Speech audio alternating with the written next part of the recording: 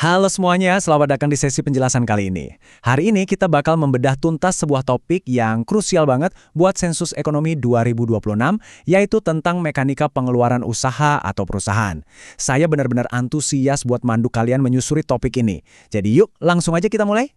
Nah, sebelum kita masuk terlalu jauh, coba deh kalian pikirin hal ini bentar. Gimana caranya kita membandingkan, apalagi menjumlahkan, biaya operasional dari sebuah lahan pertanian, sekolah swasta, dan pabrik tekstil? Kalau dilihat sekilas, bisnis-bisnis ini kan kelihatan beda total ya. Tapi percaya atau enggak, di balik layar, mesin ekonomi mereka sebenarnya berjalan dengan aturan matematika dasar yang persis sama. Itulah yang bakal kita bongkar hari ini. Di sesi ini, kita udah siapin peta jalannya nih. Kita bakal pecah topik yang lumayan kompleks ini jadi 6 langkah yang simple dan logis. Mulai dari konsep dasar total pengeluaran, sampai nanti di akhir, kita bakal langsung ngetes ilmu pakai studi kasus di lapangan. Oke, kita masuk ke bagian pertama, konsep total pengeluaran. Atau gimana sih caranya kita ngebangun formula dasar buat mesin bisnis ini? Kalian harus ingat, setiap unit usaha, mau itu industri skala raksasa atau sekedar warung makan kecil di pinggir jalan, semuanya beroperasi pakai satu formula inti yang sama. Dan ini harus banget kita potret secara akurat di sensus. Coba bayangin sebuah bisnis itu kayak mesin yang lagi menyala. Total pengeluaran usaha selama setahun itu dihitung dengan ngejumlahin 4 komponen utama ini. Ada upah yang ibaratnya sebagai energi manusia, terus ada biaya produksi sebagai bahan bakar utamanya, ada juga biaya operasional sebagai oli pelumas yang bikin mesin tetap jalan mulus, dan terakhir, biaya non-operasional buat hal-hal kaget atau guncangan yang nggak terduga. Lanjut ke komponen pertama dari mesin kita, yaitu upah dan jaminan sosial. Di sini kita benar-benar cuma fokus sama orang-orang yang kerja buat ngejaga bisnis itu tetap hidup dan gimana kompensasi mereka dicatat. Nah, aturan sensus itu ketat banget soal siapa aja yang masuk ke hitungan upah ini. Karyawan tetap, pekerja kontrak, sampai buruh harian yang nerima gaji, lembur, atau bonus, itu semua masuk. Termasuk juga iuran BPJS yang dibayarin perusahaan. Tapi tunggu dulu, pekerja keluarga yang cuma bantu-bantu dan nggak dibayar, atau pemilik usaha yang cuma ngambil dividen tanpa gaji tetap, itu nggak masuk hitungannya. Oh iya, satu lagi yang penting banget. Pegawai outsourcing itu juga nggak dimasukin ke sini. Mereka jatuhnya nanti dicatat sebagai biaya jasa di bagian operasional. Biar makin kebayang, kita main tebak-tebakan dikit yuk. Kasus khusus nih. Bayangin kalian lagi mendata sebuah sekolah negeri. Nah, guru-guru PNS di sana kan gajinya dibayar pakai dana pemerintah tuh, entah APBN atau APBD. Pertanyaannya, apakah gaji mereka dicatat sebagai pengeluaran unit sekolah itu di kuesioner? Jawabannya, nggak sama sekali. Gaji mereka itu nggak dicatat sebagai pengeluaran sekolah. Kenapa? Karena konsep dasarnya, kita itu cuma ngelacak uang yang benar-benar keluar dari kas unit usaha itu sendiri. Kalau dananya langsung dari pemerintah pusat atau daerah, ya nggak kita hitung sebagai pengeluaran sekolahnya. Sekarang kita masuk ke area yang jujur aja, sering banget bikin petugas di lapangan pusing, yaitu membedakan mana yang biaya produksi dan mana yang biaya operasional. Kalau pakai analogi mesin kita tadi, kita harus jeli misahin mana yang bahan bakar dan mana yang cuma oli pelumas. Coba lihat tabel ini deh, kelihatan jelas kan bedanya? Biaya produksi itu input yang habis dipakai buat bikin produk utamanya. Misalnya di pabrik baju, benang jahit itu biaya produksi, tapi listrik buat nyalain kantor pabriknya, itu operasional. Di restoran, daging mentah, beras, sampai gas buat masak, itu semuanya produksi. Tapi uang sewa ruko dan langganan internet, itu operasional. Begitu juga sekolah, lembar ujian itu produksi, sedangkan wifi itu operasional. Simpelnya, jenis industrinya boleh beda-beda, tapi logika misahinnya tetap sama persis. Oh ya, masih ngomongin biaya operasional, ada satu konsep yang menarik banget buat kita bahas, yaitu biaya operasional lingkungan atau green operating cost. Ini tuh pengeluaran rutin yang sengaja dikeluarin usaha buat ngelindungin lingkungan. Contoh paling gampang, bayangin ada penjual makanan yang rela keluar modal sedikit lebih mahal buat beli daun pisang sebagai bungkus biar nggak pakai plastik.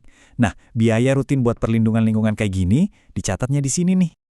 Oke, kita geser ke komponen keempat, biaya non-operasional.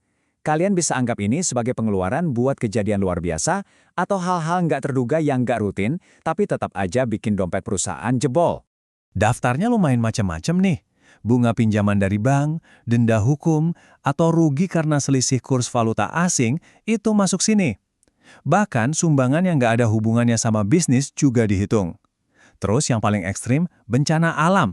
Nggak ada kan bisnis yang masukin bencana alam di rencana tahunan mereka? Tapi amit-amit kalau sampai kejadian, kerugian finansialnya tetap harus dicatat di sensus sebagai beban non-operasional. Jadi patokannya apa? Kutipan dari buku pedoman ini jelas banget. Biaya non-operasional adalah semua pengeluaran yang tidak terkait langsung dengan proses produksi. Jadi ingat aja, kalau uangnya keluar bukan buat bikin barang dan bukan buat operasional harian, ya kemungkinan besar nyasarnya ke kategori ini. Nah, sekarang kita ganti gigi sebentar. Kita bahas sektor yang butuh perhatian ekstra, sektor pertanian. Subsektor di sini tuh unik banget karena bahan bakar mesin ekonomi mereka itu asalnya dari alam. Beda jauh sama input di kantoran atau pabrik. Coba kita lihat biaya produksi mereka secara cepat. Buat petani padi atau jagung, biaya produksinya itu ya benih, pupuk, sewa traktor, sampai upah buruh panen. Kalau buat peternak ayam, bahan bakarnya itu pakan, vitamin, sama obat hewan. Beda lagi sama nelayan atau pembudidaya ikan. Mereka butuh benih ikan, solar buat kapal tangkapnya, sampai es batu buat ngawetin ikan. Itu semua adalah biaya produksi langsung mereka. Eits, tapi awas, ada jebakan Batman di sini. Tolong diingat baik-baik ya. Membeli aset modal itu bukan pengeluaran usaha. Ini sering banget bikin petugas salah catat di lapangan. Kalau petani beli pupuk, itu biaya produksi. Tapi kalau dia beli traktor baru seharga puluhan juta, itu jatuhnya penambahan aset, bukan biaya operasional tahunan.